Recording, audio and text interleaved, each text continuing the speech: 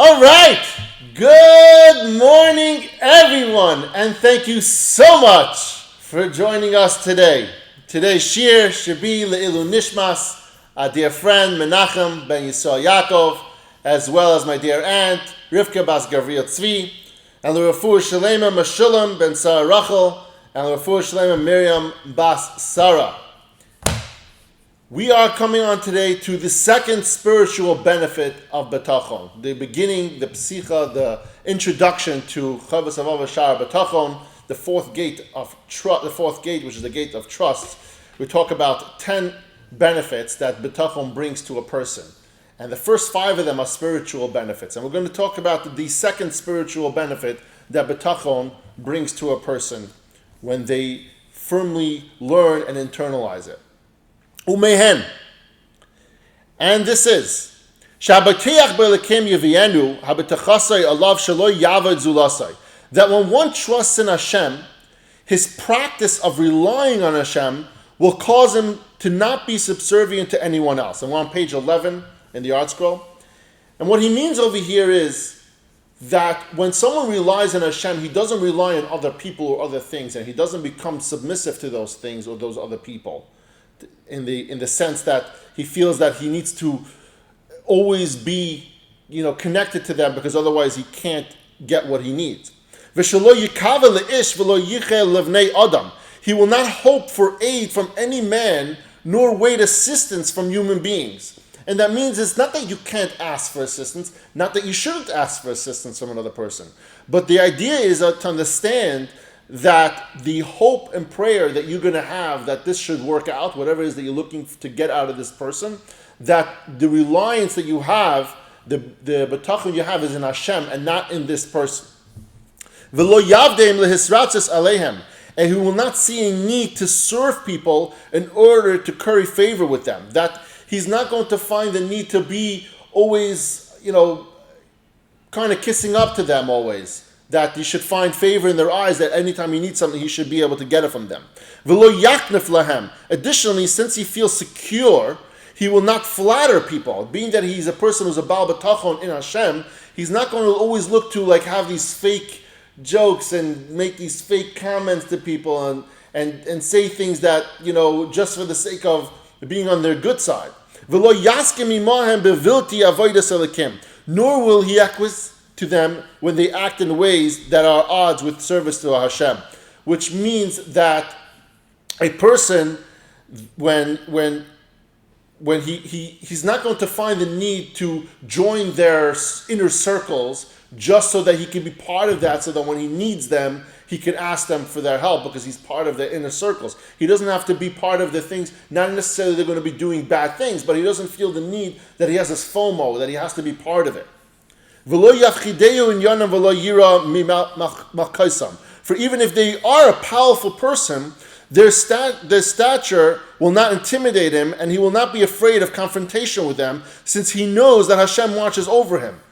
Being that this person trusts in Hashem fully and not in another person, when it comes around to a time where these people are powerful and they can do things to him, he's not worried about that.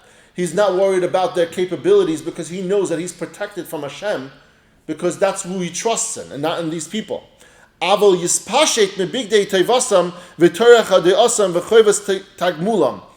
the contrary, by relying solely on Hashem, he will be able to throw off of himself the heavy garments, which means these ideas that he's wearing these people, that he's always under these people, under their spell, so to speak, or other people's favors that weigh on a person, and rid himself of the burden of excessively thanking them and the obligation to repay them for their favors. And so what he's saying over here is that by doing so, you remove yourself from the idea that you're weighed down. When he says your garments weigh on you, it means you're weighed down by these people because they're there for you, and so you always feel like you're, in Yiddish, you say, it's entertained. You're always underneath them, and then you always have to be submissive to them. And so when you free yourself from that by trusting in Hashem and Hashem only, and not in these individuals, and just to be clear, you're supposed to thank these people when they help you. You're supposed to seek out help when you need help. But understanding that the care that you get is not necessarily from them, it's from Hashem. Hashem is using these people as his emissaries, as his shluchim, in order to get done what he needs for you. Moreover, if they do wrong and he rebukes them, he will not need to be overly cautious with their pride.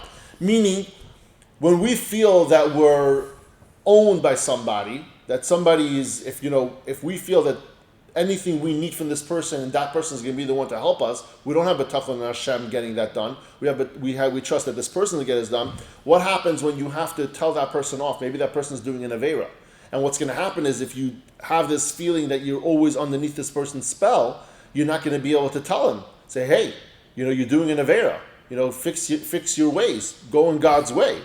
And if he should need to humiliate them for their sins, it talks about that if you keep on having to tell somebody, hey, you got to stop doing that avera. It says that in order to, and if the person doesn't stop, it actually says you have to go out and humiliate that person in public in order to make sure that this person refrains from doing those averos. So this person, if he has a bitachon in Hashem and not in this person that helps him every once in a while, he's not going to be ashamed before them in order to tell them off and in order to humiliate them when it comes that time. And therefore he will not varnish their falsehood for them and minimize their evil. And he's not going to sugarcoat it. He's not going to come and say, hey, listen, maybe it's not so right what you're doing. No. If you told him once, twice, 3 times and he's not listening, you're going to tell it to him straight. And you might have to humiliate him in public in order to get him to refrain from doing those averos.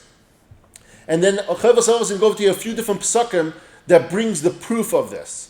K'moisha Ama Hanavi, va'adonai Elokim yazar li al kain nechlamti al kain samti fanei b'kachalamish va'eda ki loy evash.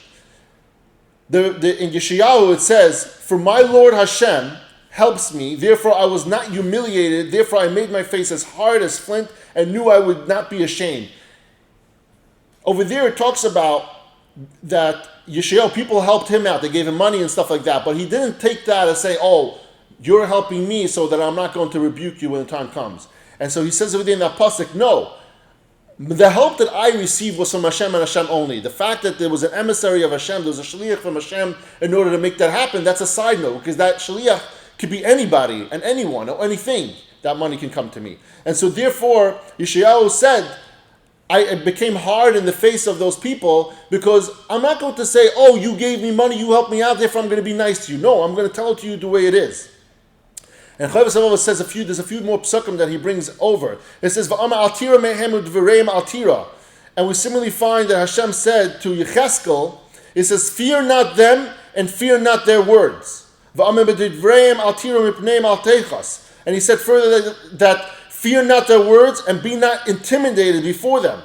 And speak my words to them. Meaning don't be afraid to tell them that they're doing something wrong.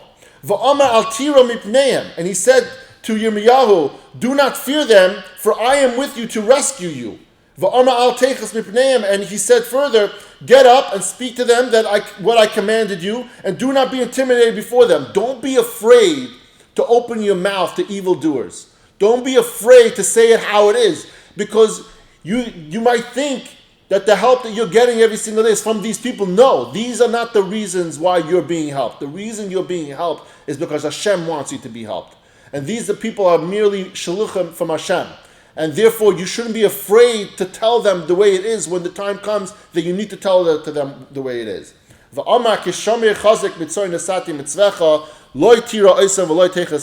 he also said in Yecheskel, like a metal that's stronger than flint, have I made your brow. Fear them not, and be not intimidated before them.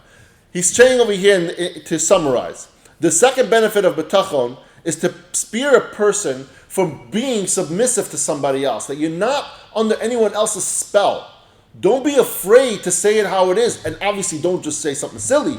You have to be careful with your words. You have to warn people. You have to tell them a few times before you go out and you actually humiliate them in public. But before that, don't be afraid to tell it to them.